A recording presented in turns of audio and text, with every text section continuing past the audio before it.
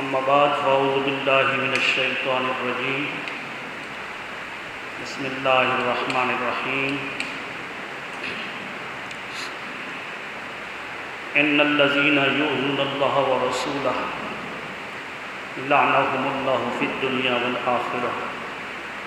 وأعد لهم عذابا مہینا صدق اللہ العظیم۔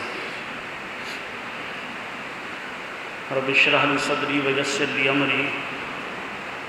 واحلل عقدۃ من لسانی یفقهوا قولی صلاۃ و سلام علیک یا سیدی یا رسول اللہ۔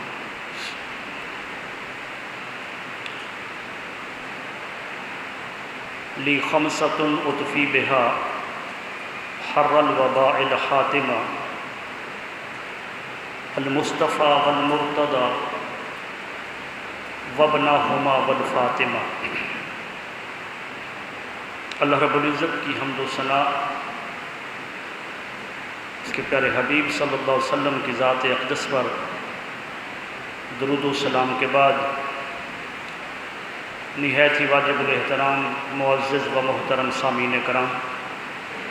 عزیزان گرامی قدر، اللہ رب العزت کے فضل و کرم سے،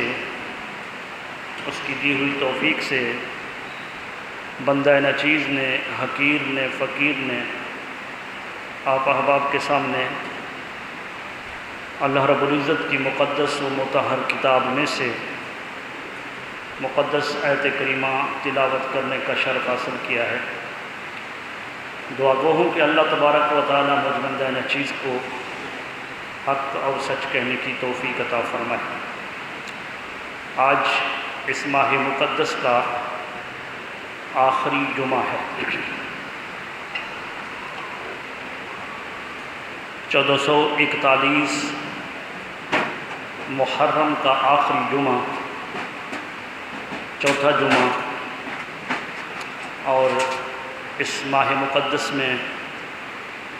ہم نے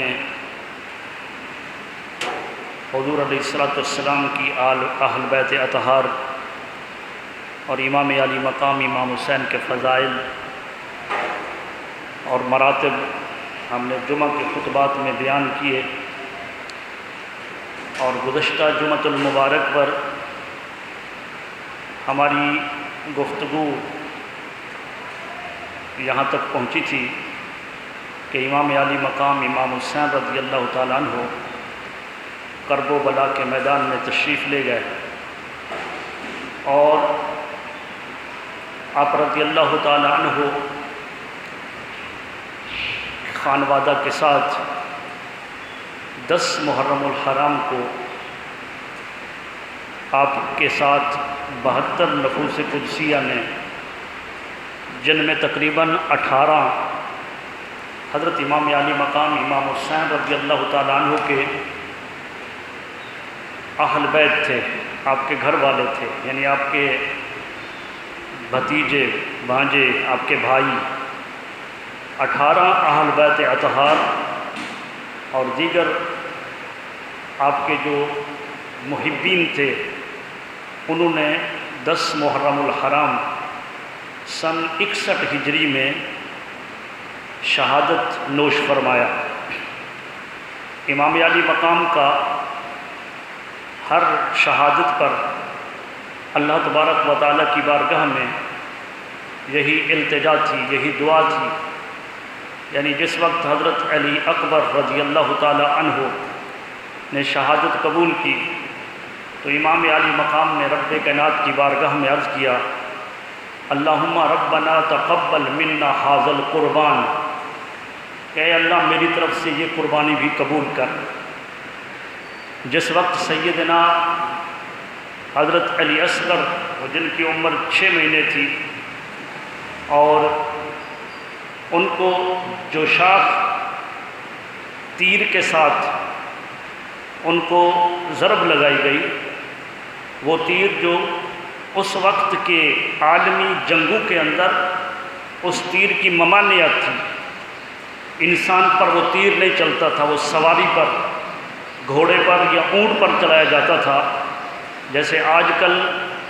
کیمیائی ہتھیاروں کا استعمال منع ہے، لیکن ننھے علی اصغر پر اس بدبخت نے وہ جو شاخ تیر چلایا، علی اصغر رضی اللہ تعالیٰ عنہ کے گلے کو چیرتا ہوا امام عالی مقام کے بازو کے اندر پیوست ہوا، تو امام عالی مقام نے وہ تیر نکالا اور علی اصغر اللہ تبارک و تعالیٰ کو پیارے ہوئے، تو اس وقت بھی امام عالی مقام کے زبان پر تھا اللہم ربنا تقبل منا ھذا القربان، اے میرے رب میری طرف سے یہ قربانی بھی قبول کر۔ امام عالی مقام امام حسین رضی اللہ تعالی عنہ آج ہمارے خطبہ اس طرح سے شہادت امام حسین بیان کرتے ہیں گویا کہ وہ سمجھتے ہیں کہ شاید امام حسین مجبور تھے، امام عالی مقام مجبور نہیں تھے، پانی بند کیا گیا تو مجبوری نہ تھی بلکہ اللہ کی رضا پر راضی تھے، ورنہ معاملہ یہ تھا کہ خطبہ اس طرح بیان کرتے ہیں کہ وہ ننھے علی اصغر کو لے کر آئے تھے اور منتیں ترلے کر رہے تھے، سماجتیں کر رہے تھے کہ اے کوفہ والو اس بچے کے لیے تو پانی دے دو، ارے اگر لوگوں سے یزیدیوں سے اگر مدد لینی ہوتی تو امام عالی مقام امام حسین یزید کے ہاتھ پر بیعت کیوں نہ کر لیتے، جبکہ کئی مراعات سے نوازا جا رہا تھا، بہت کچھ دیا جا رہا تھا، لیکن امام عالی مقام نے اتنے بڑی آفر کو ٹھکرا دیا تو پانی کے لیے بھی منتیں ترلے نہیں کر رہے تھے بلکہ حجت قائم کرنے کے لیے لائے تھے، حجت قائم کرنے کے لیے، ورنہ معاملہ یہ تھا کہ جب ہم تاریخ پڑھتے ہیں، جب ہم تفسیر پڑھتے ہیں تو حضرت اسماعیل علیہ السلام جو حضرت ابراہیم علیہ السلام کا لخت جگر ہے، جس وقت ان کو بے آب و گیا جنگل بیابان جہاں صرف اللہ کا گھر تھا، خانہ کعبہ، وہ بھی عمارت کی صورت میں نہیں تھا، صرف ایک ابھری ہوئی جگہ تھی، اس مقام پر اسماعیل علیہ السلام اور حضرت حاجرہ علیہ السلام جس وقت جہاں موجود تھی تو پانی کے پیاس کی شدت سے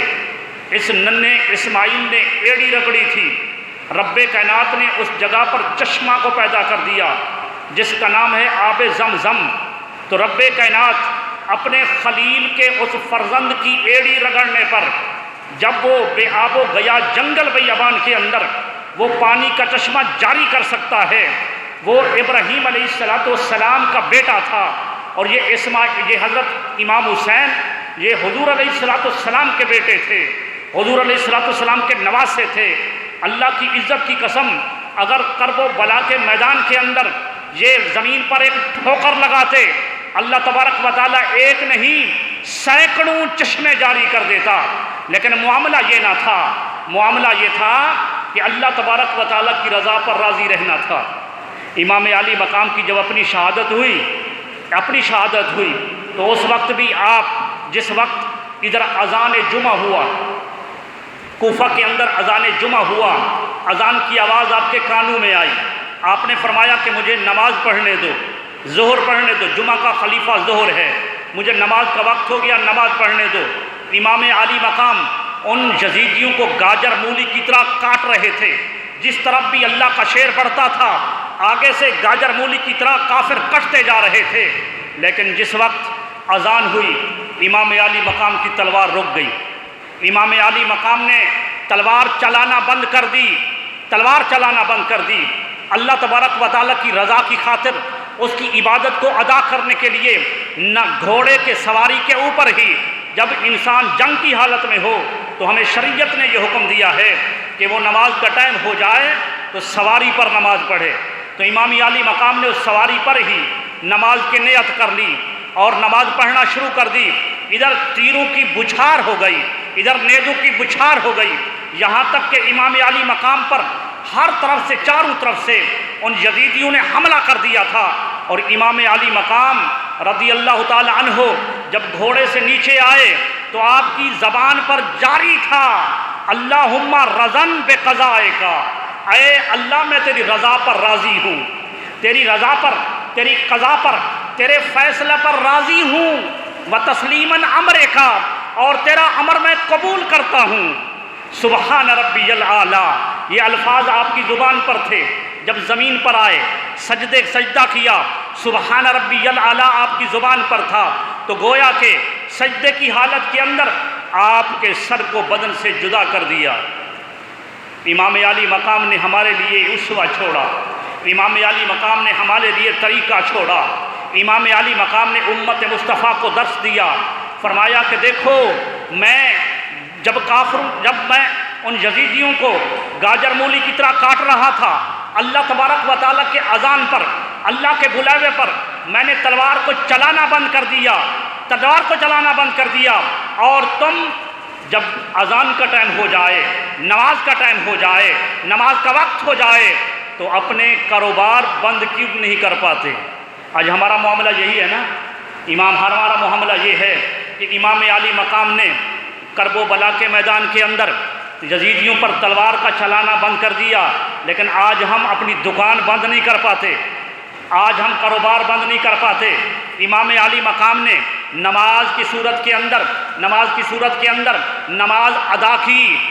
اور اس وقت ادا کی جب ہر طرف سے آپ پر حملہ آور تھے، اور یہ آج جمعہ کا دن، اور وہ 10 محرم 61 ہجری بھی جمعہ کا دن، اور امام عالی مقام کی شہادت کو یہ آج کا سورج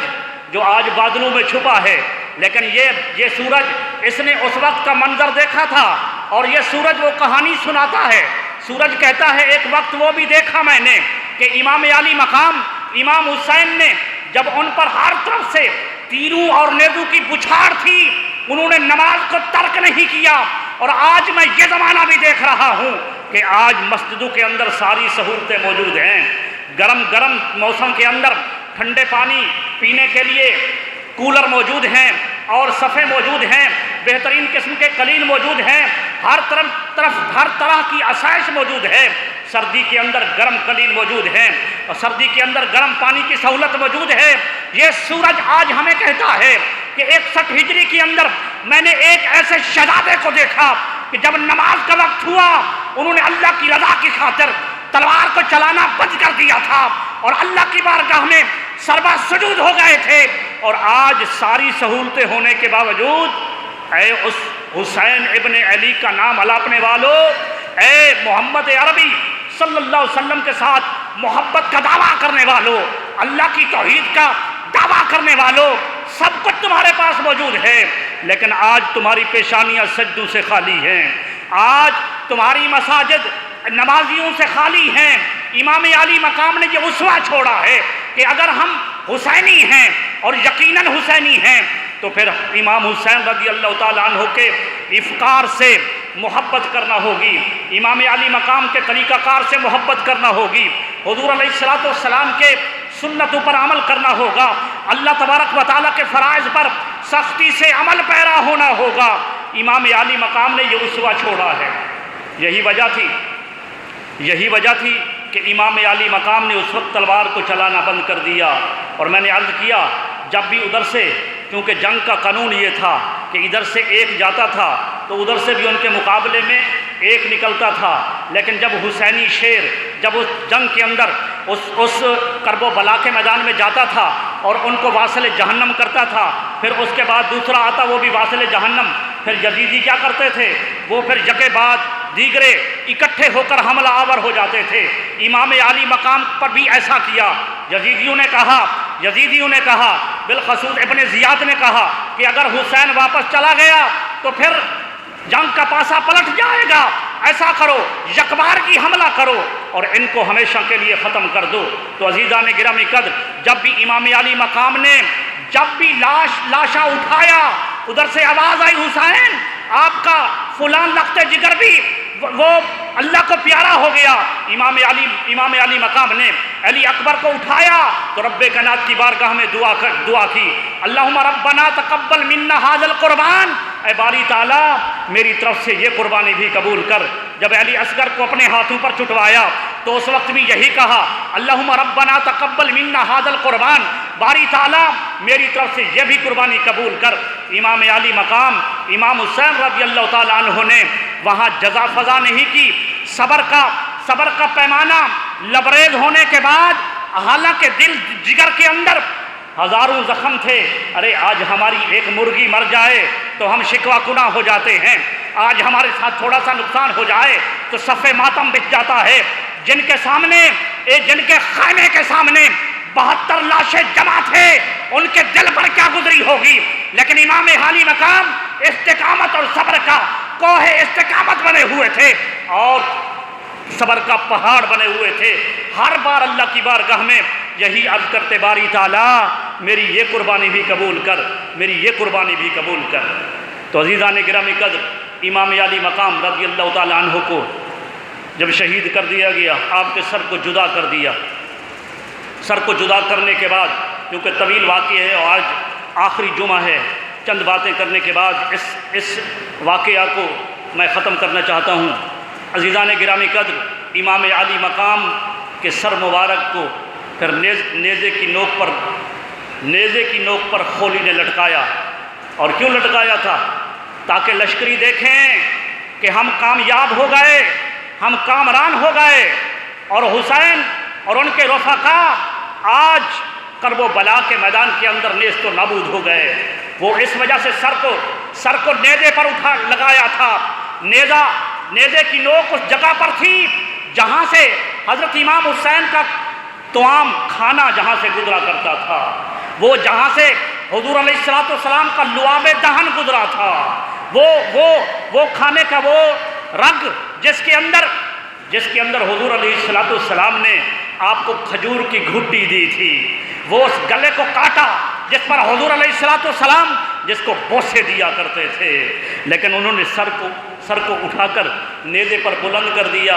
اور ادھر ان کی خواہش یہ تھی کہ ہم لوگوں کو بتائیں کہ اب ہم کامیاب و کامران ہو گئے. لیکن جب سر بلند ہوا، کسی نے کہا یزیدیو تم یہ کہہ رہے ہو کہ ہم کامیاب و کامران ہو گئے، ارے یہ سر کٹ کر بھی سر بلند ہے.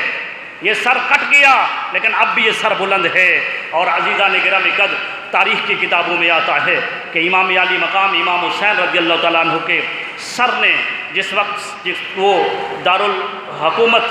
گورنر ہاؤس کی طرف یعنی ابن زیاد کے پاس لے جایا جا رہا تھا، تو اس وقت اس کو خولی نے نیزے پر اٹھایا ہوا تھا، اور اس وقت حضرت امام حسین رضی اللہ تعالیٰ عنہ کا سر مبارک جو ہے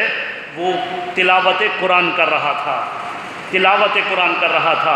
تو امام حسین فکر قرآن بھی دیتے ہیں. آج ہم نے قرآن کو چھوڑا. ہمارے ہاں اتوار کو درس ہوتا ہے، سوائے چند لوگوں کے سوا یہاں کوئی موجود نہیں ہوتا. قرآن مجید کا ترجمہ سننے کو کوئی تیار نہیں. جب سے ہم نے درس قرآن کو چھوڑا، قرآن کی فکر کو چھوڑا، قرآن کے احکامات کو چھوڑا، اور یہ پسماندگی اور یہ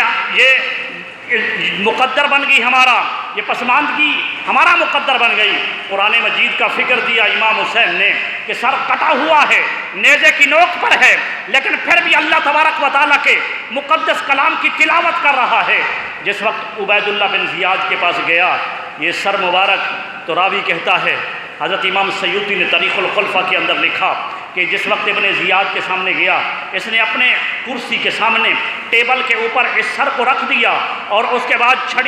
چھڑی لے کر امام حسین کے لبوں پر ایسے مارنے لگا. وہاں زید بن ارقم موجود تھے، ایک بوڑھے صحابی، حضور کے غلام صحابی وہاں موجود تھے. جب انہوں نے یہ منظر دیکھا تو آپ کا بدن غصے سے کانپنے لگا. فرمایا عبید اللہ بن زیاد یہ چھڑی امام حسین کے لبوں سے ہٹا دے، خدا کی قسم میں نے ان لبوں کو حضور علیہ السلام کو چومتے ہوئے دیکھا ہے. اور یہ کہتے ہوئے حضرت زید بن ارقم چل دیے. لیکن عزیزان گرامی قدر، اس کے بعد زیاد نے بھی ان سروں کو کوفہ کی طرف، دمشق کی طرف جو دارالخلافہ تھا یزید کا، اس کی طرف روانہ کیا. اور پھر یہ سارا قافلہ حضرت سیدنا زین العابدین، وہ سجاد جن کا نام سجاد ہے، کہ جن کی حالت یہ تھی کہ امام حسین رضی اللہ تعالیٰ عنہ سے بھی زیادہ درد جھیلے کرب و بلا کے میدان کے اندر، تو خدا کی قسم وہ امام زین العابدین ہیں. اس لیے کہ امام حسین نے 72 کو شہید ہوتے ہوئے دیکھا تھا، لیکن خود امام حسین نے اپنے آپ کو شہید ہوتے ہوئے نہیں دیکھا تھا. اور یہ اپنے باپ کی شہادت کا منظر یہ امام زین العابدین نے دیکھا تھا۔ تو امام زین العابدین کو بھی اسیر کر دیا، 14 سال کی عمر، بیمار حالت، علیل حالت، ان کو بھی اسیر کر دیا، اور وہ شہزادیاں حضور علیہ السلام کے اہل بیت کی شہزادیاں، ان کو بھی اپنے ساتھ لے لیا، اور جتنے شہید ہوئے تھے سب کے سروں کو کاٹ کر نیزوں پر اٹھا لیا گیا، یہاں تک کہ یہ قافلہ چلا جا رہا ہے، چلا جا رہا ہے، راستے میں جو شہر آتا ہے، راستے میں جو قصبہ آتا ہے، وہاں پر یہ یزیدی جشن مناتے ہیں، لوگوں کو کہتے ہیں کہ ہم یزید امیر المومنین، ان کے خلاف کچھ لوگوں نے بغاوت کی تھی، ان کے سر کچل دیے گئے ہیں، ان کو مار دیا گیا ہے، لوگوں کو علم نہ تھا یہ خانوادہ رسول ہے، لہذا ہر شہر قصبہ کے اندر اس طرح کا جشن ہوتا تھا۔ اور جس وقت دمشق میں گئے تو وہاں سے انہوں نے پڑاؤ کیا، ایک مکان سے ایک بوڑھی خاتون نے وہاں سے کچھ کھجوریں بھیجی، کچھ سامان بھیجا، اور جا کر کہا کہ جاؤ یہ ان قیدیوں کو دے کر آؤ۔ جس وقت وہ ان کی خادمہ نوکرانی حضرت زینب رضی اللہ تعالی عنہ کے پاس وہ سامان لے کر آئیں، کچھ چادریں تھیں، کچھ کھانے پینے کا سامان تھا، تو حضرت زینب نے فرمایا کہ اللہ تعالیٰ انہیں جزا عطا فرمائے، ذرا اس کو بلاؤ تو صحیح جس نے اس بیار و مددگاری کے اندر ہماری مدد کی ہے، آپ اس خاتون کو بلاؤ تو صحیح تاکہ ہم انہیں اپنے سامنے بٹھا کر دعائیں دے سکیں۔ جب اس خاتون کو لایا گیا، وہ خاتون آئی اور حضرت بی بی زینب نے فرمایا کہ بی بی اللہ آپ پر رحم فرمائے، آپ نے ہماری اس حالت کے اندر مدد کی ہے، آج ہم بیجار و مددگار ہیں، ہم آپ کے لیے کیا کر سکتے ہیں؟ تو اس خاتون نے کہا کہ آپ میرے لیے یہ دعا کریں کہ میں مدینہ کے اندر حضرت فاطمہ الزہرا کی باندھی تھی، فاطمہ الزہرا کی نوکرانی تھی، میرا نام فضہ ہے، میں ان کے گھر نوکری کرتی تھی، میں جس وقت وہاں پر حضرت فاطمہ الزہرا رضی اللہ تعالیٰ عنہ کے 2 فرزند تھے، حسن و حسین، اور ایک بیٹی تھی زینب، آج میرے لیے دعا کر دیں، مجھے اللہ تعالیٰ اس وقت تک موت نہ دے جب تک میں حسن و حسین کو نہ دیکھ لوں اور فاطمہ کی بیٹی زینب کو نہ دیکھ لوں۔ حضرت زینب رضی اللہ تعالیٰ عنہ آنکھوں سے آنسو جاری ہوئے، کہا بی بی آپ کی دعا قبول ہو گئی ہے، یہ نیزے کے اوپر جو سر دیکھ رہی ہیں یہ حسین کا سر ہے، اور آپ کے سامنے جو قیدی بن کر بیٹھی ہے یہ زینب ہے۔ حضرت فضہ وہاں سے چلی،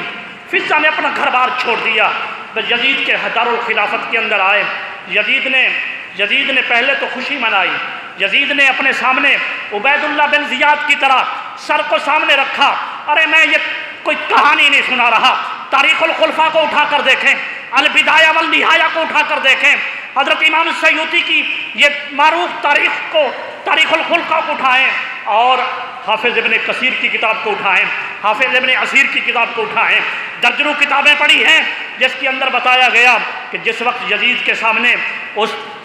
آگے ٹیبل کے اوپر امام حسین کے سر کو رکھا گیا تو عبید اللہ بن زیاد کی طرح یزید نے بھی چھڑی امام حسین کے لبوں پر ماری، اور حضور کا ایک صحابی حضرت برزہ رضی اللہ تعالیٰ عنہ، حضرت برزہ اسلمی وہاں موجود تھے، انہوں نے پھر ڈانٹ کر فرمایا کہ یزید یہ چھڑی امام حسین کے لبوں سے ہٹا لے، میں نے ان لبوں کو مصطفیٰ کو چومتے ہوئے دیکھا ہے، مصطفیٰ کو ان کے لب چومتے ہوئے دیکھا ہے۔ یزید نے کہا یہ بوڑھا کون ہے؟ حضرت ابو برزہ اسلمی رضی اللہ تعالیٰ عنہ وہ باہر چلے گئے، یزید کہنے لگا کہ اگر تمہارے بڑھاپے کا لحاظ نہ ہوتا تو میں تمہیں بھی شہید کر دیتا، لیکن عزیزان گرامی قدر پھر جس وقت لعنت و ملامت ہونے لگی تو اس کے بعد یزید نے پھر کہا حضرت امام زین العابدین سے کہ میں آپ کے ساتھ کیا کر سکتا ہوں، میں آپ کے ساتھ کیا کروں، یہ غلط کیا انہوں نے۔ اسی سے ہمارے کچھ علماء کرام اسی سے یزید کی برات کا پہلو نکالتے ہیں کہ یزید نے تو پشیمانگی ظاہر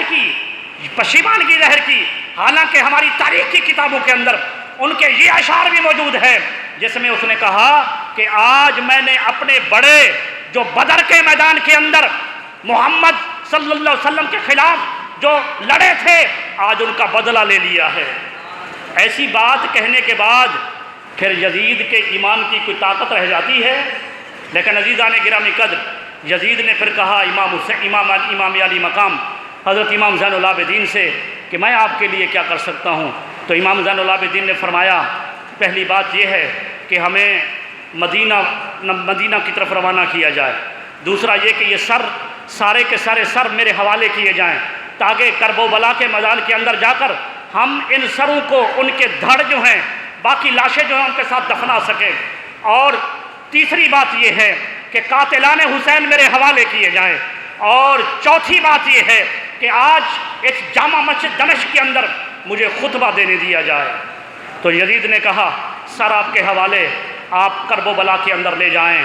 اور اس کے بعد آپ کا قافلہ صحیح و سلامت مدینے کی طرف پہنچا دیا جائے گا۔ اور تیسری بات یہ کہ قاتلان حسین کون ہے؟ بلاؤ قاتلان حسین کو۔ یزید نے کہا، کسی نے کہا کہ اس کا جو قاتل ہے امام حسین کا وہ خولی ہے، خولی۔ تو خولی نے کہا میں نے قتل نہیں کیا، یہ سنان نخی نے کیا ہے،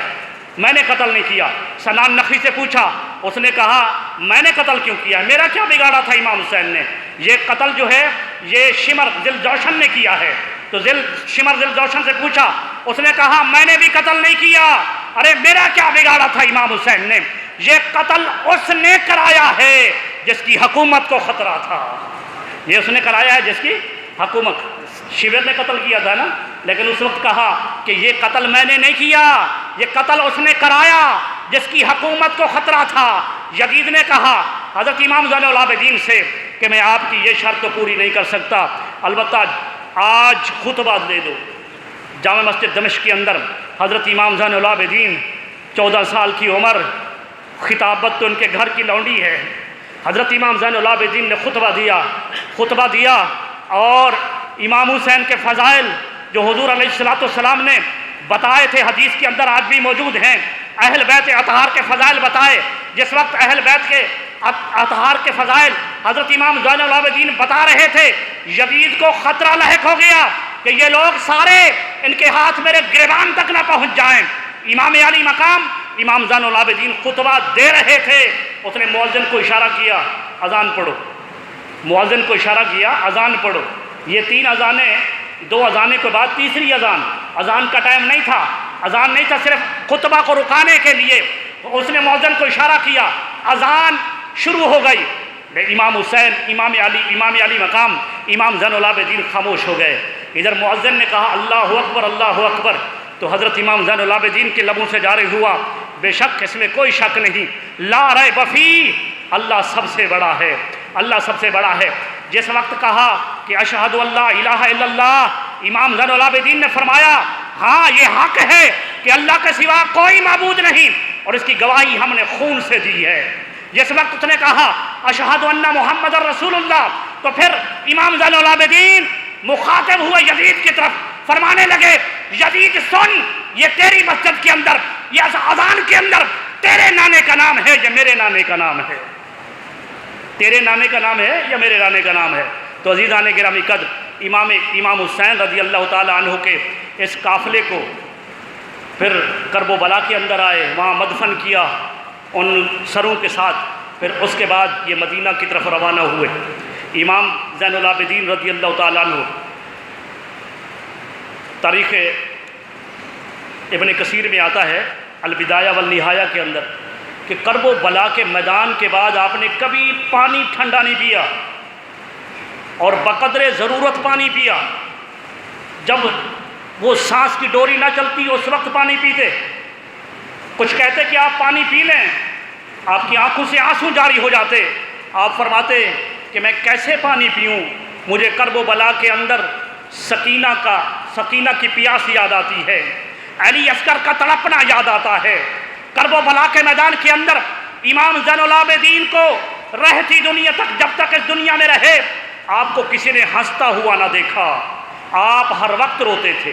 ہر وقت روتے تھے، ہر وقت آپ روتے تھے، اور ہر نعمت پر جو آپ کے سامنے نعمت ہوتی، ہر نعمت، یعنی پانی بھی ایک نعمت، کھانا بھی ایک نعمت، کوئی فروٹ بھی ایک نعمت، ہر نعمت کے ملنے پر 2 رکعت نماز نفل اللہ کی بارگاہ میں آپ ادا کرتے تھے شکرانہ کے طور پر۔ امام زین العابدین کی زینت، عبادت کرنے والوں کی زینت، سجاد آپ کا نام اس وجہ سے ہے کہ ہر نعمت کے ملنے پر آپ اللہ تبارک و تعالیٰ کی بارگاہ میں 2 رکعت نماز پڑھا کرتے تھے۔ تو عزیزان گرامی قدر، پھر معاملہ یہ ہوا کہ یزید تو پھر یہ 61 ہجری میں یہ واقعہ کرب و بلا آیا، 61 ہجری 10 محرم الحرام، اور اس کے بعد یہ مارا گیا 64 ہجری میں، جس وقت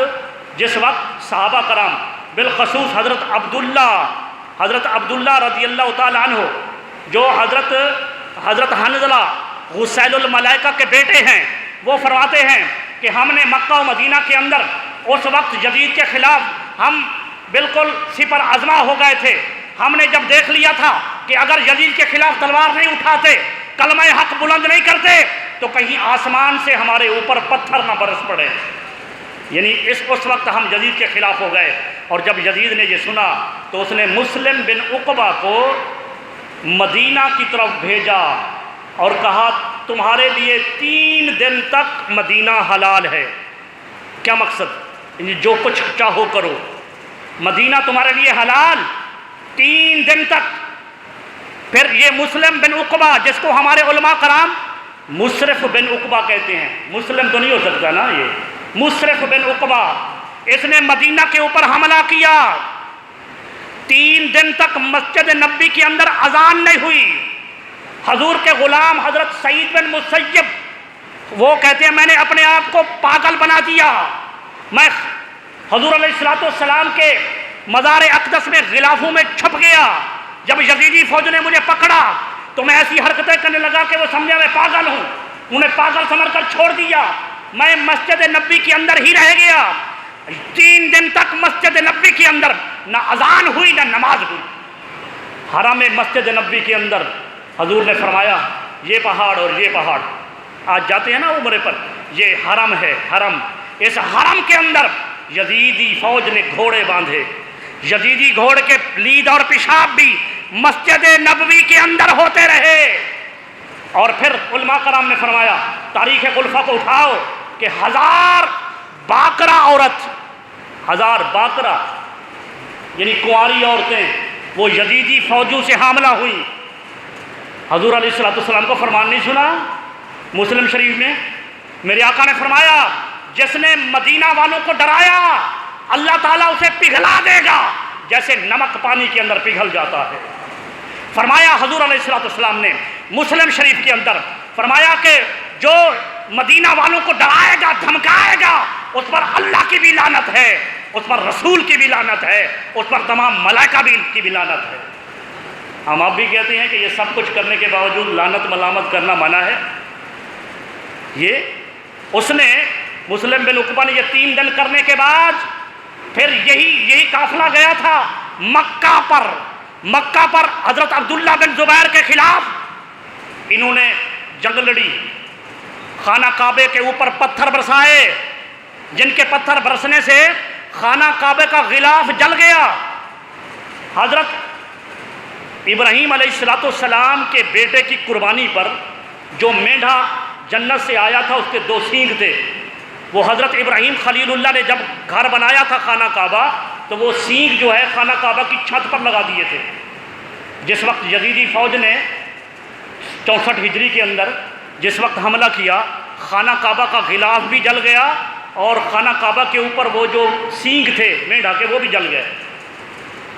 اور اس طرح سے حضرت عبداللہ بن زبیر کو خبر پہنچی۔ ایک روایت میں آتا ہے کہ حضور علیہ السلام نے حضرت عبداللہ بن زبیر کو خواب کے اندر فرمایا کہ یزید مر گیا ہے۔ حضرت عبداللہ بن زبیر جو محصور تھے، اس نے کھڑکی کے اندر جھانک کر یزیدی فوج سے کہا تمہارا باپ مر گیا ہے جس کی خاطر لڑ رہے ہو۔ جب یزیدیوں نے سنا تو سر پر پاؤں رکھ کر بھاگے اور مکہ کے مسلمانوں نے ان کا تعاقب کیا۔ ان کو ذلت اٹھانا پڑی، یزیدیوں کو دور تک بھگا دیا۔ اور یہ مرا اس طرح تھا، یزید مرا اس طرح تھا کہ وہ اس کو کلنج ہوئی۔ کلنج ایک بیماری کا نام ہے، پیٹ کے اندر درد پڑتا ہے۔ اور ایک روایت میں نے پڑھا کہ وہ ایک اپنی بیوی کے ساتھ ایک جنگل میں گیا ہوا تھا اور بندروں سے بڑی محبت کرتا تھا۔ بندر ایک آیا اس کے ساتھ بہلاوا اس کے کھیل رہا تھا، بندر نے حملہ کر دیا، بندر نے حملہ کیا اور اس نوبت پر مر گیا۔ اور ایک میں آیا کہ ان کو درد کلنج ہوا، کلنج کی وجہ سے مر گیا۔ مرنے کے بعد جب ان کو اپنے دارالخلافہ تک بھی نہیں آیا تھا، بدن سے بدبو اٹھی اور انہوں نے کہا کہ ان کو لے جانا بھی بے سود ہے، وہیں دفنا دیا۔ کہاں دفنا دیا علم ہی نہیں ہے۔ کسی کو پتہ ہے یزید کی قبر کا؟ اور امام علی مقام امام حسین رضی اللہ تعالیٰ عنہ، آج ان کا مزار جو ہے وہ ہزاروں دلوں کی تسکین ہے، لوگ زیارات کے لیے جاتے ہیں۔ تو امام حسین، کسی شاعر نے سچ کہا کہ مرگ حسین، قتل حسین اصل میں مرگ یزید ہے، اسلام زندہ ہوتا ہے ہر کربلا کے بعد۔ حضرت امام حسین کی شہادت کے بعد پھر یزید کا بیٹا تھا جن کا نام معاویہ تھا، دادے کے نام پر رکھا گیا تھا، حضرت امیر معاویہ رضی اللہ تعالیٰ عنہ، اور ان کے نام پر یزید کا بیٹا تھا، ان کا نام معاویہ رکھا گیا۔ اور یزید کے بیٹے کتنا تھے؟ یزید کے بیٹے تھے 15۔ اور ایک روایت میں نے یہ بھی پڑھا، اس نے جب امام حسین کو قتل کرا دیا تو ایک دفعہ اس نے یہ بھی کہا کہ میں نے علی کی ساری اولاد کو ختم کر دیا اور میرے بیٹے ریت کے ذروں کی طرح ہو جائیں گے میری اولاد، یعنی تفاخر کیا۔ لیکن عزیزان گرامی قدر، یہ اللہ کا کرنا ہے۔ 15 اولاد تھی، 15 بیٹے، یزید کی نسل کسی بیٹے سے نہیں چلی، یزید کی نسل کسی سے نہیں چلی۔ اور ادھر کرب و بلا کے میدان کے اندر امام علی مقام امام حسین کا ایک بیٹا امام زین العابدین رضی اللہ تعالیٰ عنہ، اور آج برکت یہ ہے نسل کے اندر، اگر میں یہاں گنتی کرنا چاہوں تو میرے سامنے بھی سید بیٹھے ہیں، اپنی بستی کے اندر اپنے اس کمپاؤنڈ کے اندر گنتی کرنا چاہوں تو سیدوں کی تعداد ہے۔ اللہ تبارک و تعالیٰ نے جن کی نسل کو بڑھانا تھا ان کو بڑھا دیا، اور جنہوں نے فخر کیا تھا کہ ہم نے ان کی نسل کو ختم کر دیا، آج ان کی نسل باقی نہیں ہے۔ عزیزان گرامی قدر، وہ میں بتا رہا تھا کہ یزید کا بیٹا معاویہ بن یزید وہ نیکوکار تھا۔ ٹائم ختم ہو گیا، ختم کر رہا ہوں بات کو۔ جب ان کو ختم کر دیا گیا، حضرت امام حسین کی شہادت ہو گئی اور یزید مر گیا، تو اس کے بعد سارے لوگ جامع مسجد دمشق میں جمع ہوئے اور کہنے لگے کہ معاویہ بن یزید کو بلاؤ، ہم ان کے ہاتھ پر بیعت کرنا چاہتے ہیں۔ حضرت معاویہ بن یزید تشریف لے آئے اور آپ آئے اور آپ کو لوگ کہنے لگے کہ ہم آپ کے ہاتھ پر بیعت کرنا چاہتے ہیں۔ فرمایا کہ مجھے اس حکومت سے مجھے خون کی بدبو آتی ہے، اگرچہ 40 دن تک لوگوں نے ان کی خلافت کو مانا ہے، لیکن وہ ایک دن بھی اپنے تخت پر نہیں بیٹھے فیصلہ کرنے کے لیے۔ انہوں نے خود کہا، یہ چارج شیٹ بیٹے نے دی ہے کہ میرے باپ نے جو کچھ اہل بیت اطہار کے ساتھ کیا غلط کیا ہے، ان کا قتل کیا ہے، غلط کیا ہے۔ یہ اپنا سگا بیٹا یہ چارج شیٹ دے رہا ہے، روحانی اولاد آج بھی نہیں مانتی۔ تو عزیزان گرامی قدر، پھر ایسا ہوا، بات کو ختم کر رہا ہوں، کہ جتنے قاتلان حسین تھے، حضرت امام سیوطی نے فرمایا، حضرت امام واقدی نے فرمایا اپنی تاریخوں کے اندر کہ جتنے بھی قاتلان حسین تھے وہ جب بھی مرے اس دنیا کے اندر ان کو سزا ملی، آخرت کا عذاب باقی ہے۔ حضرت امام سدی فرماتے ہیں کہ میں محفل میں بیٹھا تھا اور تذکرہ چل پڑا کہ جس کسی نے بھی امام حسین یا ان کے رفقا کو کرب و بلا کے میدان کے اندر قتل کیا، آج سب کو اس دنیا کے اندر سزا مل چکی۔ ایک بوڑھا نحیف شخص اٹھا، اس نے کہا غلط بات ہے، میں بھی اس قاتلان حسین میں تھا، مجھے تو سزا نہیں ملی۔ اتنے میں لوگ اٹھ کر چلے گئے اور وہ اٹھا اپنے دیے کو درست کرنے کے لیے، چراغ کو درست کرنے کے لیے وہ دیے کے قریب گیا، وہ آگ بھڑکی اور اس شخص کو لگی اور وہیں جل کر کوئلہ ہو گیا۔ امام سیوطی نے فرمایا کہ وہ شخص جس نے کہا تھا کہ مجھے تو کچھ نہیں ہوا، پھر ایسا ہوا کہ اسے چراغ سے آگ لگ گئی اور وہ بھاگا اس آگ کو بجھانے کے لیے، نہر فرات پر اس نے چھلانگ لگا دی۔ اب اگر آگ زدہ آدمی ہو تو اسے پانی ڈالا جائے تو آگ بجھ جاتی ہے، یہ جائے کہ اس نے تو دریا کے اندر چھلانگ لگائی، لیکن دریا میں چھلانگ لگانے کے بعد بھی وہ پانی پٹرول بن گیا۔ اور اس دریا کے اندر بھی اس کو آگ نے نہ چھوڑا۔ اسی طرح امام باقری فرماتے ہیں کہ ایک شخص تھا جس نے حضور علیہ السلام کے اس خانوادہ کے قتل کے اندر حصہ نہیں لیا تھا، لیکن وہ مناظر اپنی آنکھوں سے دیکھ رہا تھا۔ یزیدی فوج کی بڑھوتری کے اندر، تعداد بڑھانے کے اندر موجود تھا۔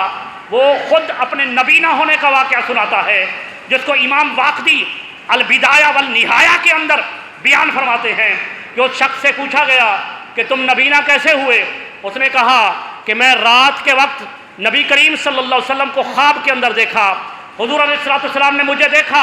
اپنے آستین چڑھائی، ایسے غصے میں جب آستین چڑھاتا ہے، حضور نے ایسی آستین چڑھائی، آپ کے ہاتھ میں تلوار تھی، دیگر 10 لوگ تھے، حضور علیہ السلام نے 10 کو تلوار کے ساتھ ختم کر دیا،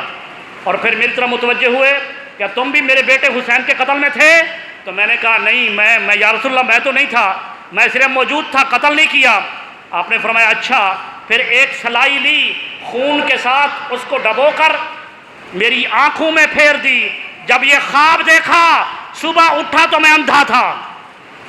اللہ کے حبیب کو یہ منظور ہی نہیں ہے،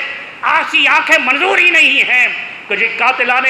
حسین کے اندر شامل تو نہ ہوں، لیکن یہ مناظر دیکھ رہی ہوں اور امام حسین کا ساتھ نہ دیں۔ اسی طرح سے شمر کا، خولی کا، ابن زیاد کا، ابن زیاد، آخری بات یہ کہ ابن زیاد وہ مختار ثقفی، ہمارے کچھ نادان لوگ اس کو امام کہتے ہیں، اس نے انتقام حسین لیا تھا، تو ہم جب ذکر کرتے ہیں نا تو لوگ کہتے ہیں واہ واہ واہ واہ، اس کو ساتھ رضی اللہ تعالیٰ عنہ بھی لگاتے ہیں اور امام بھی کہتے ہیں، حالانکہ اس نے وہ کام تو اچھا کیا تھا، لیکن بعد میں اس نے نبوت کا دعویٰ کر لیا تھا، تو لہٰذا وہ ہمارا امام نہیں ہے۔ نبوت کا دعویٰ کیا اور اس کے ساتھ بھی وہی ہوا، وہ واصل جہنم ہوا۔ لیکن قاتلان حسین کے لیے جب عبد الملک بن مروان نے اس کو اپنا کوفے کا گورنر بنایا، تو یہ مختار ثقفی نے اعلان کر دیا کہ جہاں کہیں بھی قاتلان حسین ہیں ان کو پکڑ کر میرے دربار میں حاضر کیا جائے، تو چن چن کر انہوں نے قتل کرا ہے، چن چن کر، یہاں تک کہ عبید اللہ بن زیاد کے ساتھ ان کی جنگ ہوئی۔ خدا کا کرنا ایسا ہوا کہ وہ بھی محرم کا دن، 10 محرم جمعہ کا دن، موصل شہر ہے یہ فرات کے قریب 18-20 کلومیٹر کے فاصلے پر، وہاں پر یہ مختار ثقفی اور عبید اللہ بن زیاد کی جنگوں کے اندر گھمسان کی جنگ ہوئی، اور عبید اللہ بن زیاد بھاگ گیا۔ جب بھاگا تو دور اپنے سواری میں دور بھاگ گیا، پیاس العطش العطش، پیاس کر رہا تھا، تو اس وقت جو ہے وہ ایک خیمے کے قریب گیا اور خیمے کے اندر جا کر اس نے جھانکا تو دیکھا کہ امام زین العابدین بیٹھے ہوئے ہیں۔ اب پیاس نے ستایا تھا، کیا کرتا، لیکن اس نے پانی مانگا، حضرت امام زین العابدین نے پانی جاری کیا۔ اب آپ آگے تشریف لیں، قریب صفیں بنا لیں، اوپر بھی جگہ ہے، اوپر ساتھی چلے جائیں،